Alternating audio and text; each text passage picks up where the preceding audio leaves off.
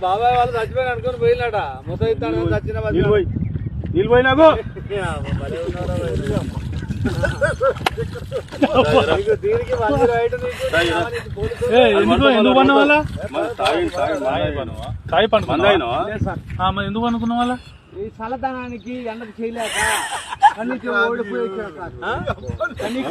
ఓడిపోయి వచ్చిన గెలవలేక ఏం చేసావు 10 రోజుల నుంచి గణేట్ చేత నాతో గట్టించి నా కష్టం దోచుకొని